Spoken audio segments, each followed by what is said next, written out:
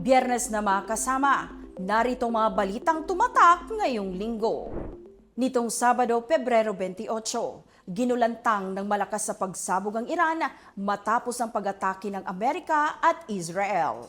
Isa sa mga unang tinamaan ng lugar, malapit sa tanggapan ng Supreme Leader na si Ali Khamenei at inihayag naman ni US President Donald Trump na nagsimula na ang major combat operations ng Amerika sa Iran. Agad namang gumanti ang Iran sa pamamagitan ng paglulunsad ng missile strikes sa Israel at nasa 7 iba pang bansa, kabilang ang Gulf states kung saan naroon ang US military bases. Sa ibang balita, ginanap ang much-awaited Grand Street Dance Parade na isa sa highlights ng pagdiriwang ng Panagbenga Festival 2026 sa Baguio City. Naglabas naman ng statement ang Baguio Flower Festival Foundation Incorporated at humingi ng paumanhin at inako ang responsibilidad sa insidente ng pagkapaso ng paa ng ilang street dance performers dahil sa matinding init ng artificial turf na inilatag sa Melvin Jones Football Ground. Nitong araw ng linggong Marso 1, nasawi si Iranian Supreme Leader Ayatollah Ali Khamenei sa pag-atake ng Amerika at Israel sa Iran. Sinabi naman ni US President Donald Trump na nakipagtulungan sila sa Israel para targetin si Khamenei na siyang namuno sa Iran simula pa 1989. Sa kaugnay na balita, kinumpirma ni Pangulong Ferdinand Marcos Jr. na may isang Pilipinong nasawi sa nagpapatuloy na labanan sa Middle East.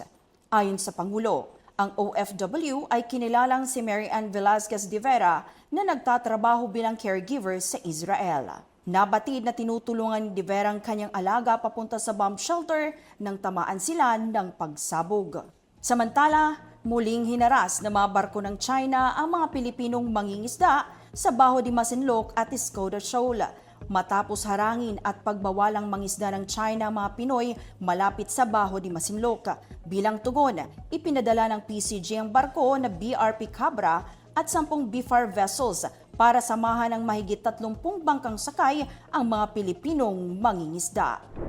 Nitong Lunes, March 2, idineklarang sufficient inform ng House Justice Committee ang dalawang impeachment complaint laban kay Vice President Sara Duterte. Gayunman, isinantabi ng komite ang unang reklamo na inihain ng Makabayan Coalition dahil sa paglabag umano sa one-year bar rule. Formal namang tinanggap ng House Justice Panel ang pagbawi ng Tindig Pilipinas sa ikalawang impeachment complaint na kanilang inihain. Sa Senado naman, inaprubahan na sa ikatlo at huling pagbasa ang panukalang batas na maglilipat sa petsa ng BARM elections sa ikalawang Lunes ng Setyembre o sa Setyembre 14, 2026. Sa ibang balita, niyanig naman ng magnitude 4.8 na lindolang gimbal Iloilo dakong alas 6:13 ng gabi kung saan naramdaman ang aktwal na pagyanig sa himpilan ng RMN Iloilo. Nitong Martes, March 3, nagpainit ng ulo ang sexist remarks ni Quezon City 4th District Representative Bong Suntay patungkol sa aktres na si Ann Curtis. Binitawan ni Suntay ang komento sa gitna ng talakayan kaugnay sa ikatlong impeachment complaint laban kay VP Sara Duterte. Agad namang rumesbak ang kapatid ni Ann na si Jasmine Curtis Smith at umani rin ng iba't ibang reaksyon ang naging pahayag ni Suntay. Samantala, hihingi naman ng kapangyarihan si Pangulong Bongbong Marcos sa Kongreso para ibaba ang excise tax sa langis oras na umabot na sa $80 per barrel ang presyo nito sa world market, dulot pa rin ng nagpapatuloy na sigalot sa Middle East. Sa ibang balita, patay naman ang 19 anyos na estudyante dahil sa umano'y insidente ng hazing sa General Trias, Cavite. Ayon sa mga otoridad, dinala ng 3 lalaki ang biktima sa ospital at sinabi na aksidente lamang ito. Nagsagawa naman ng backtracking at follow-up operation ng pulisya para matukoy ang buong nangyari sa nasabing insidente. Dito namang Miyerkules, sumuko na ang isa sa mga sospek sa pagkamatay ng maritime student sa Cavite dahil sa umano'y hazing. Lumabas naman sa investigasyon na ang sanhi ng pagkamatay ng estudyante ay severe blunt force trauma to the lower extremities. Sa ibang balita, idineklarang sufficient in substance ang dalawang impeachment complaints laban kay Vice President Sara Duterte. 54 na mga miyembro ng House Justice Committee ang bumotong pabor sa mosyon na ideklarang sufficient in substance ang parehong impeachment complaints habang isa ang kumontra at walang nag-abstain. Samantala, nitong Miyerkules din nagsampa ng kaso si VP Sara laban kay Ramil Madriaga. Nag-ugat ang isinampang reklamo mula sa kanyang affidavit noong nakaraang taon. Nagsilbing intelligence at security officer umano si Madriaga at tumulong sa isang grupo na sinasabing nag-deliver ng pera sa mga kilalang personalidad sa utos umano ni dating President Rodrigo Duterte at current Vice President Sara Duterte. Kahapon, Huwebes, dumating na sa NAIA Terminal 3 ang nasa 299 na apektadong OFWs sa nagpapatuloy na sigalot sa Middle East. Ilan sa kanila ay umuwi ng bansa para sa kanilang seguridad at kaligtasan, alinsunod na rin sa payo ng kanilang mga employer.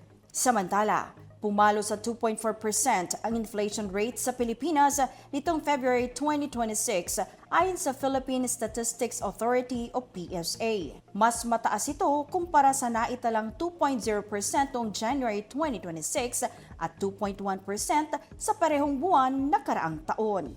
Habang sa Department of Justice, nagtungo si dating Senador Antonio Trillanes IV para sampahan ng kaso ang 18 individual na tinukoy na ex-Marines at iba pang personalidad kaugnay ng umano'y gawa-gawang International Criminal Court bribery scheme.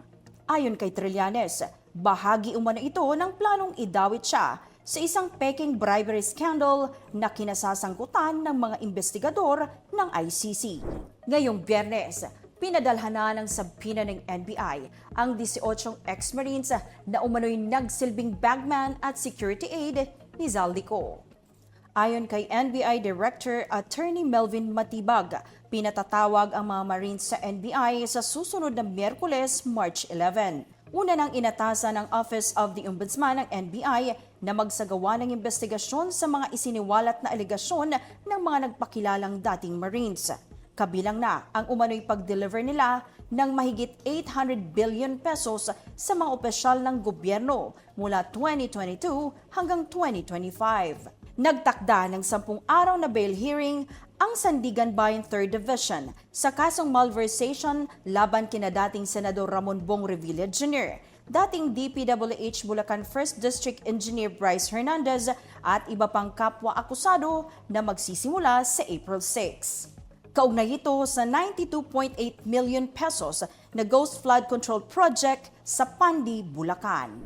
At yan ang ating news recap ngayong linggo. Manatiling mulat, manatiling may alam.